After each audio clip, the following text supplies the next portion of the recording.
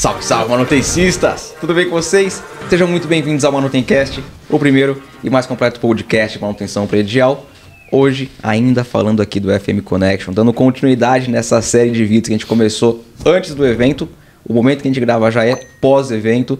Eu tô com a Ana Machado. Ana, muito obrigado por estar aqui falando no Manutencast mais uma vez, hein? Hoje a gente vai falar como é que foi o evento. Tá bom. E Paulo, cara, obrigado também por estar aqui. O assunto de hoje a gente vai falar sobre manutenção de carpetes, que é, a área que você atua com maestria. E eu já quero começar puxando aqui, cara. Já quero começar puxando o assunto de um trabalho, Ana, que você fez relacionado à manutenção de carpetes e que a gente publicou na revista Manutenção. Eu li, ficou sensacional. Eu quero entender mais disso aí. Primeiro, se apresenta, vamos dar um overview e depois a gente já começa com o conteúdo já. Eu sou Ana Machado, eu sou gerente de Facilities da Shell Brasil Petróleo e sou idealizadora do FM Connection. Incrível, então, que evento, que evento. Que bom ter vocês aqui. Que bom que você gostou. Demais, pô. Do começo até o final, conteúdo prático, aplicável para a pessoa chegar no outro dia e colocar para funcionar. Sensacional, parabéns. De verdade. Não é porque eu tô na sua frente, não. Te falei isso ontem e digo de novo. Parabéns. Obrigada. Sensacional. Era o que a gente queria. A gente queria que as falas das pessoas tocassem, as falas dos palestrantes tocassem as pessoas e trouxessem alguma coisa de cunho bastante prático mesmo. As coisas assim, como se fosse uma lista. Eu posso fazer isso, eu posso fazer isso, eu não posso fazer isso daqui. Para que elas saíssem com uma ideia, como a gente tinha falado ontem, né? Elas saíssem com uma ideia do que elas podem aplicar dentro do ambiente de trabalho delas, de acordo com a realidade das organizações delas, com o estágio em que a organização esteja. Foi incrível. Acho que o diferencial foi o FM falando para o FM, né? É isso aí. Consegue entregar esse valor de no dia seguinte a pessoa entender como usa aquilo, né? Que aquele tempo que investiu ali não foi à toa. Exatamente. Ele saiu com um conhecimento. Isso é a parte mais bacana e o diferencial do FM Connect. Eu acho que eu também. Não preciso jogar confete nenhum, mas já tinha falado a mesma coisa ontem. Então, e especificamente no tema da diversidade, eu saio melhor do que eu entrei. Como ser humano. Muito legal. Parabéns, Ana, por todos os convidados, inclusive, que contribuíram aí nas palestras. Muito legal. Eu sou o Paulo Vinícius, sou o CEO da Milicare Brasil. Nós somos uma empresa especializada em higienização de tecido. Estamos aqui no Brasil há mais de 25 anos. Só 25 anos, hein? Já faz um tempinho. e também atualmente ocupo a função de vice-presidente do PNQAI. Né? Perfeito. Então, onde a gente está aí tentando fortalecer a participação de um item muito importante dentro do ambiente interno, que são os tecidos, né? E que nunca tiveram a relevância no manter. Eles têm a relevância na sua função técnica no ambiente construído. Acústico, estético, né? Térmico, cumprem muito bem, mas nunca foi colocado na relevância da manutenção, do manter e do operar isso, né? Então esse foi o nosso desafio que a gente vem aí há anos trabalhando para poder conseguir educar, conscientizar as pessoas. É isso aí, porque o carpete sempre foi visto como um grande vilão por todos. A gente aprende lá a cortina, o carpete é um grande vilão. E esse trabalho que você realiza, inclusive no Plano Nacional de Qualidade do Ar, cara, sensacional, porque faz total sentido eu falar de qualidade do ar e falar também do tecido do carpete. Não pode esquecer dele, né? Não tem como. Porque ele pode ser uma potencial fonte de contaminação. Se for tratado da maneira errada. Exatamente. Perfeito, cara. E aí que a gente se insere nesse contexto, esse trabalho que foi todo feito. Então, apoiar e estar próximo de eventos como o FM Connection, para nós é espetacular, porque efetivamente a gente precisa se relacionar com esse público que está atrás de conteúdo, que é o que a gente se predispõe a entregar. Perfeito, cara. Ontem eu assisti sua palestra e você já começou falando sobre isso. Falou sobre a conscientização das pessoas entenderem do FM que trabalha no dia a dia, sobre a importância do carpete e da relevância. Você falou em número de 2 milhões. Falou, putz, você tem um carro, você vai pegar um carro de 2 milhões. É isso, cara. Aí. Quando você traz para analogia, né, desses produtos que tem uma indústria muito responsável, porque é cobrada por isso, né? Então, ela entrega o processo do pós-venda de uma forma muito responsável. Perfeito. Então, acho que aí também era um elo da cadeia, se não o mais importante, que era a própria indústria fazer a sua meia-culpa e, a partir daí, desenvolver um trabalho como foi feito do guia para se preocupar com o pós-venda do seu cliente. Sensacional. Sensacional. Ana, e aquele trabalho que você fez sobre limpeza de carpetes? Aquele trabalho acho que conversa com tudo isso que o Paulo está falando, porque lá no início da pandemia aconteceu acho que foi a assim, a gota d'água para a gente começar a olhar de novo o carpete, aquela história do como é que o vírus do Covid, como é que ele é transmitido. A primeira coisa que foi pensada foi através das superfícies, Sim, né? E aí começa logo o carpete, porque o carpete sempre teve aquela história do carpete faz mal à saúde, o vilão, o carpete provoca, para quem é alérgico, o carpete é um crime, né? Aí começou a história o carpete ajuda ou o carpete contribui para piorar a história. Vamos entender. Tira o carpete, bota o carpete, tira o carpete, bota o carpete. E os FMs, assim, a gente discutia entre a gente, o que você está fazendo na sua empresa? Não, eu vou tirar tudo quando é carpete e vou botar piso vinílico. Mas como, gente? Como, cara? Como é que você vai fazer isso no meio dessa pandemia? Imagina esse ambiente aqui sem esse carpete. Não, e qual é o embasamento que você tem para você poder fazer isso? Isso aí. Não, porque estão dizendo, mas quem está dizendo, né? Qual é o embasamento? Qual é o embasamento? Então, assim, tudo isso chamou a atenção para o carpete. Se eu já usava, né, dentro da empresa em que eu trabalho, uma técnica que eu sabia, né, porque lá atrás, quando a gente adotou essa técnica, a gente já tinha feito umas contas, mas como eu costumo brincar, continha de padeiro, né? E a gente tinha visto que gastava muito menos água, muito menos energia, mas a gente parou por ali. Perfeito. Né? Nesse momento eu falei assim, olha só, não dá para parar por ali, a gente tem que ir a fundo. Primeiro entender se o carpete tem algum potencial de guardar o vírus, porque naquela época eram muitas as discussões, eram muitas as perguntas e muitas poucas incertezas, né? Muito poucas respostas. Então o mercado inferia aquilo que interessava. E aí o conflito de interesses, o jogo de interesses, jogava para lá e para cá. E a gente não pode ficar, a gente que é FM, a gente não pode ficar no meio desse bombardeio. A gente trabalha com dados, com fatos, né? E eu não vou sair que nem uma maluca dando ordem de tirar alguma coisa sem ter um embasamento. Só com achismo. Dali. Não dá para trabalhar, porque a gente está qualquer coisa dentro de um prédio custa dinheiro. Né? Principalmente quando a gente fala de grandes empresas, os ativos que são utilizados, eles são muito caros. Então, se você fala de um carpete, miseravelmente a gente está falando aí de 300, 400 reais um metro quadrado de carpete. Então, brinca de tirar isso tudo, né? De substituir isso tudo por uma outra coisa.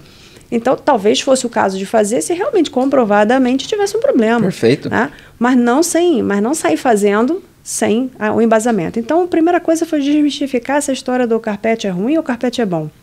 E aí, houve vários estudos, né, que estavam sendo feitos aqui no Rio não, mas em São Paulo e também na Índia, que comprovaram que o carpete, ao contrário, né, do que se dizia, ele era muito melhor, se bem mantido, né, ele era muito melhor do que o piso frio. Então, o problema do mantém ou tira foi resolvido aí. Matou. Né? Mas aí ficou, sabe aquela pulga que fica atrás da orelha te perturbando? Né? Ficou assim, tudo bem, eu já sei que o carpete é para ficar. Mas o que eu vou fazer? Né? Como é que eu vou... Esse carpete já me deu tanto trabalho, tira, põe. Vamos lá, o que está por trás disso? Né? Eu sei que ele... aquela conta que eu fiz lá atrás, eu sei que o processo de limpeza economizava água e economizava energia. Mas quanto mesmo, hein? Vamos lá, vamos olhar. E aí, quando a gente começou a fazer as contas, né? E aí o Paulo me ajudou nisso, quando a gente começou a fazer as contas e a gente começou a ficar assim, será que isso está certo? Não é possível.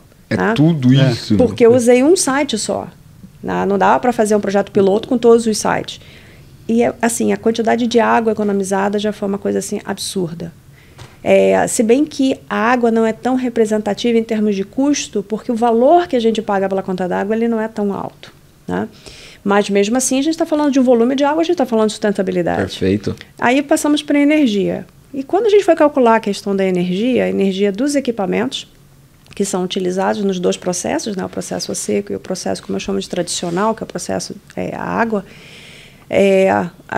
tem a energia utilizada nos equipamentos, só que, somada a essa energia que é utilizada pelos equipamentos, quando a gente faz o processo tradicional, que é a água, as pessoas elas não somam, né, o cômputo da energia que é gasta com ar-condicionado, que tem que ficar ligado miseravelmente por 24 horas para poder secar o carpete. Eu vou dar um corte na Ana e vou falar que tudo isso só é possível se houver essa curiosidade do facility em se envolver no processo. Senão, não sai. Eu acho que aí é toda a diferença. Perfeito. Eu acho que na medida que o facility ele é curioso, ele vai procurar entender, não ser especialista em cada item, mas entender conceitualmente os pontos chaves para conseguir tomar uma decisão quando se fala de um ponto técnico. Não dá para você não entender pelo menos a primeira camada técnica, né? Então, acho que esse é o grande diferencial do trabalho que foi construído aqui, que é um perfil diferenciado que a Ana tem. E assim, é o que, como fornecedor, nos provoca. Perfeito. E essa provocação que nos levou a desenvolver, então, esse estudo, porque para desenvolver esse estudo dependia de muita informação dela. Do escritório dela. E informações que, às vezes, o cliente não quer passar.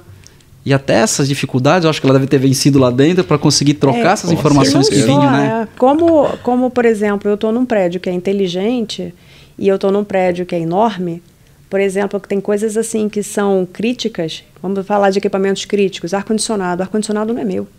O ar-condicionado é central, é do prédio.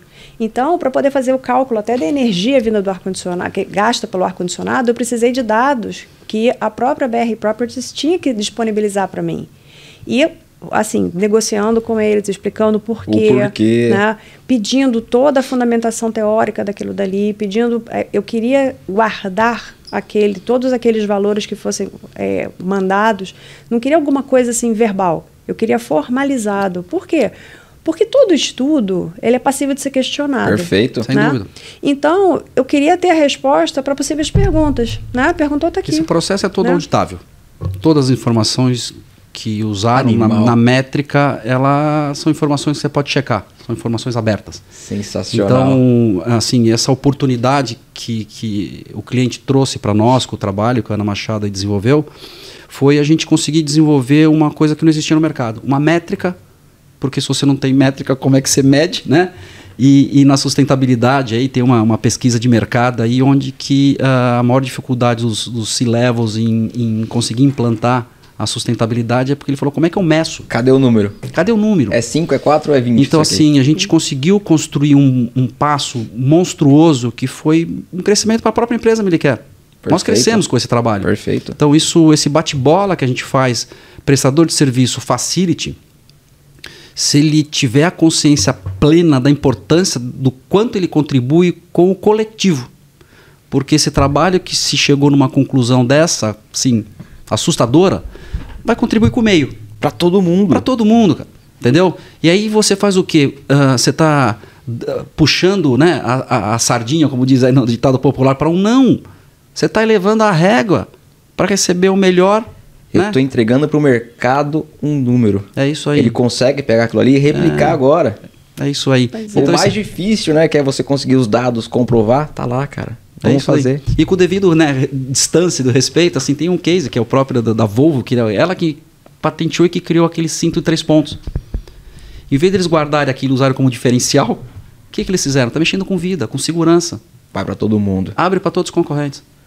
Então é isso que a Ana faz de forma muito profissional com o coletivo dela de facility, é compartilhar esse conhecimento. Então acho que além do produzir este conteúdo, esse conhecimento... Perfeito, concordo. Não adianta ficar na gaveta, ele tem que ser compartilhado, né? Animal. Então, na medida que a gente compartilha com o meio fica melhor e todo mundo cresce. Os prestadores de serviços, os facilities, então acho que isso é a parte mais importante desse trabalho. Pois é. E além disso, eu também vejo o seguinte, quando a gente fala, por exemplo, de sustentabilidade, a primeira coisa que vem à cabeça das pessoas é assim, ih, caramba, sustentabilidade aqui, pois é. Mas aí eu não tenho dinheiro para investir. Né? A ideia de que sustentabilidade obrigatoriamente está ligada a investimento. Vou gastar.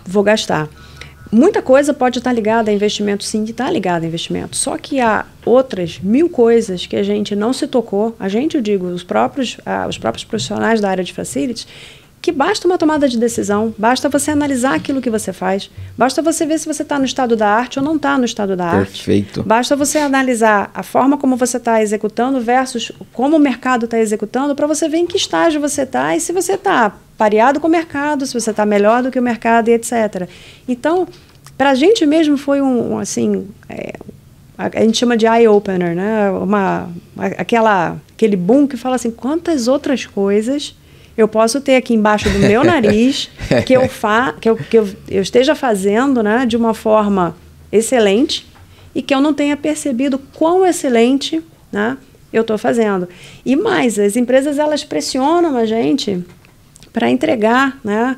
Quanto de carbono a gente está evitando, Perfeito. porque todas elas assinaram acordos ou elas têm métricas, né? Metas, digamos assim, de redução de emissão não de carbono, né? Mas de gases de efeito estufa. Então, muitas vezes o profissional ele fica perdido falando, eu não tenho nada, eu não sei o que eu vou fazer.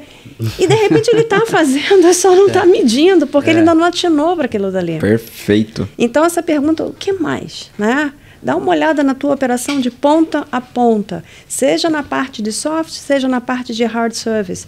Né? O que você faz? Como você faz? Tem outra forma melhor de fazer?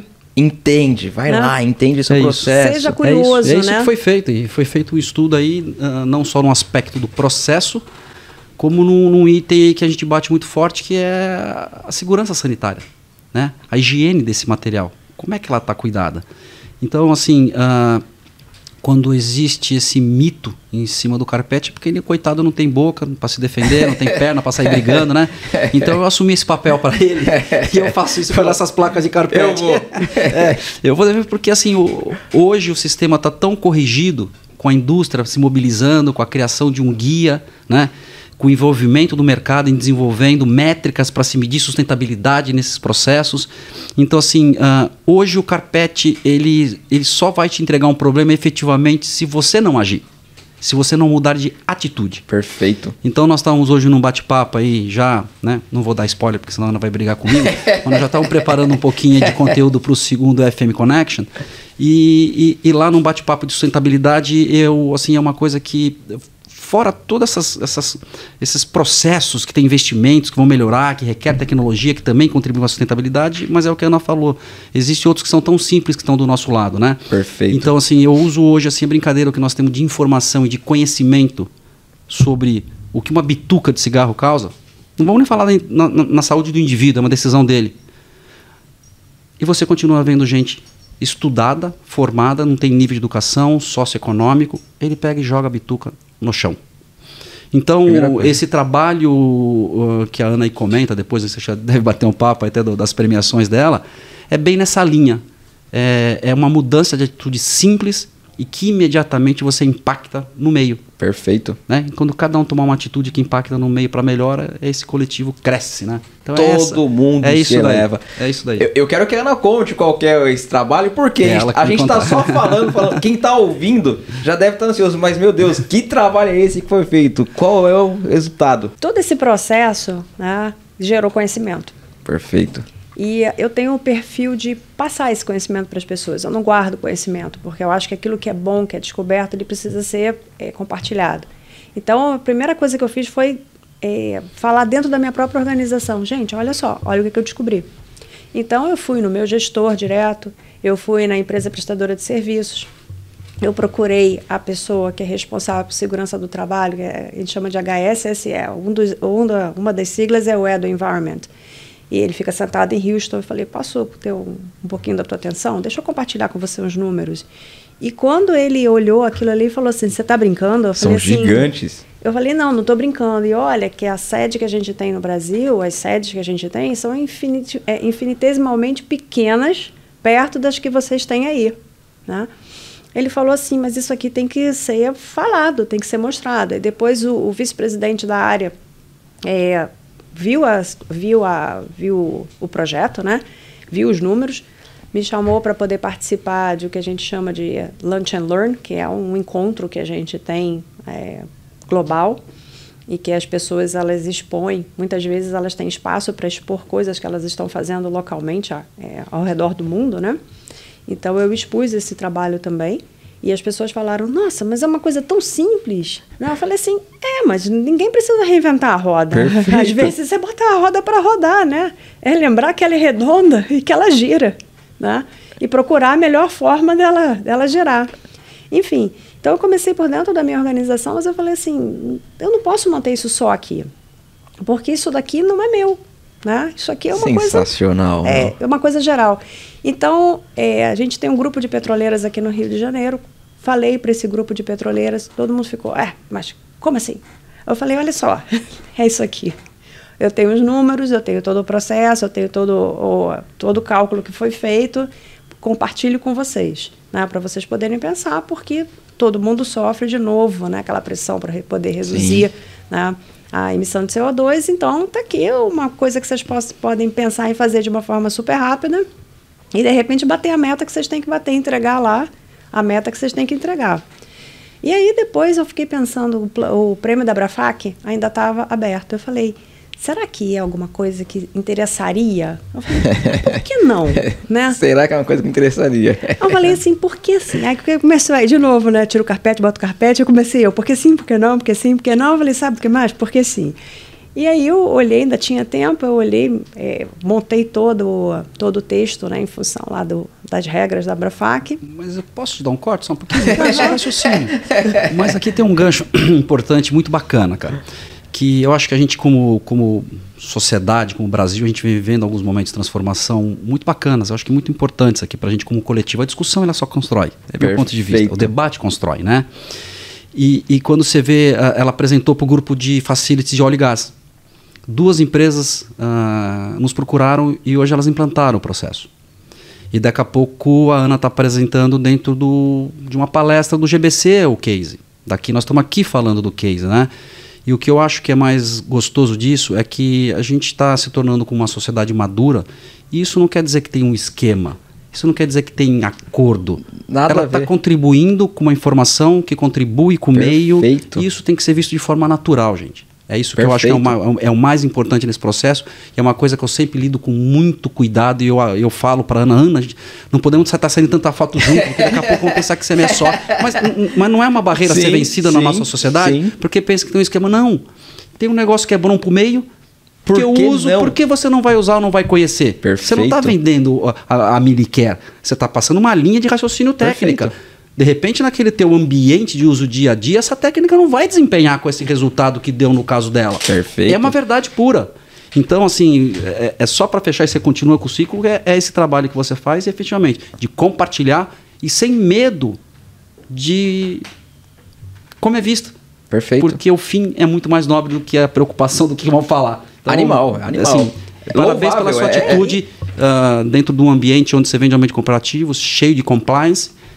E mesmo assim você continua trabalhando no mercado para o compartilhamento da técnica, independente de qual for o cenário. Hoje sou eu, amanhã é o B, amanhã Paulo, é o C. Assim, eu faço isso justamente porque eu tenho certeza de toda a parte, de toda a regra que eu sigo, de toda, assim, é da empresa em que eu trabalho que eu tiro o meu sustento. Claro. E ela tem regras muito claras, e eu não infrinjo aquilo dali de maneira nenhuma. Primeiro porque eu acredito piamente naquelas regras, eu acho que elas têm que ser assim mesmo, né? E agora, você olhar aquilo dali mas ela e dizer, não é uma amarra, ela não te amarrou. Ela não amarra porque ela regra coisas que são assim, são coisas que você não deveria nem precisar ter regra, porque são valores. São valores, perfeito. Né? Acho que é isso. Infelizmente, esses valores têm que ser colocados no papel. Tem que colocar.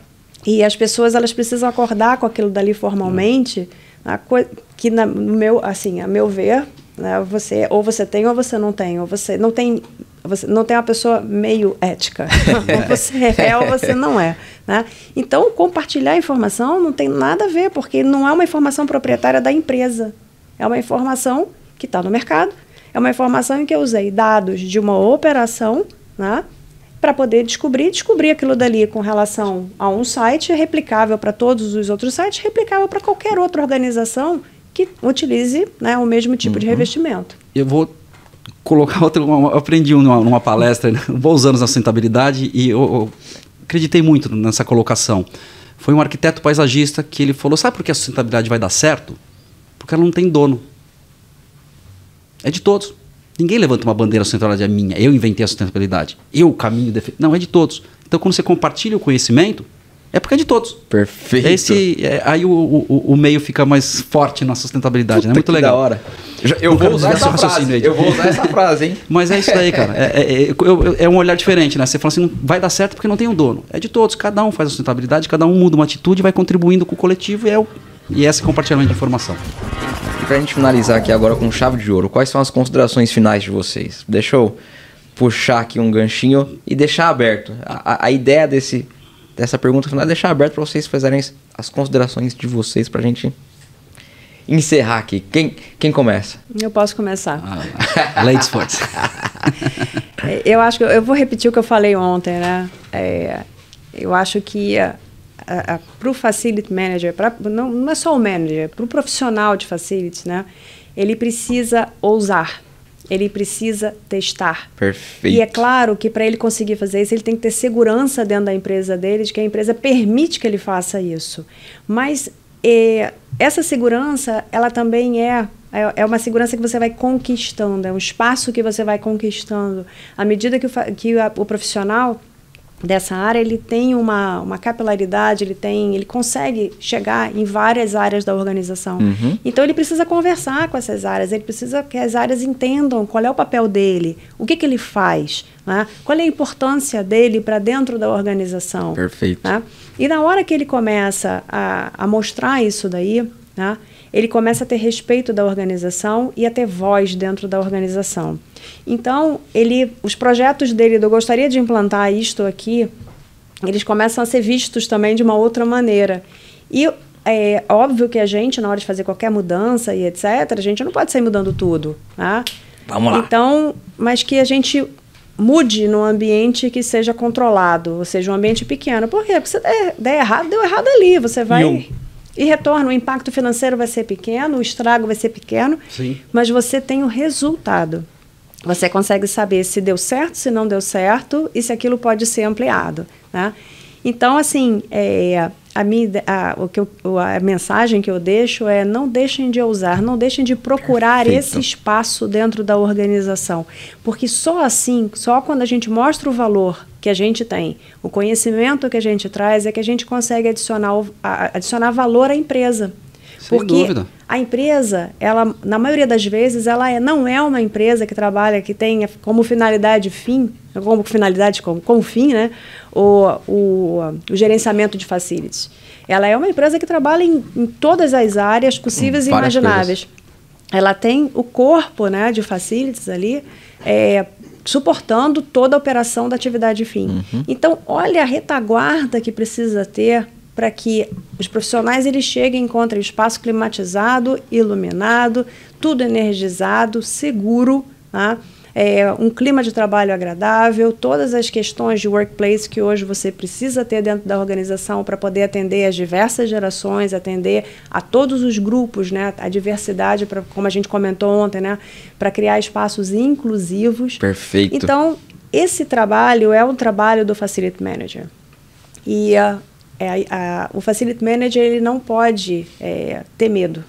Ele tem que ir à frente. Não é sair que nem louco, mas aí testando, ganhando a confiança, testa de novo, ganha mais um pouco de confiança, testa de novo. Deu errado, passa para trás. Assume. Não deu certo, vamos redirecionar. Né? Então, e com o apoio de quem está em cima, mostrando, falando, né?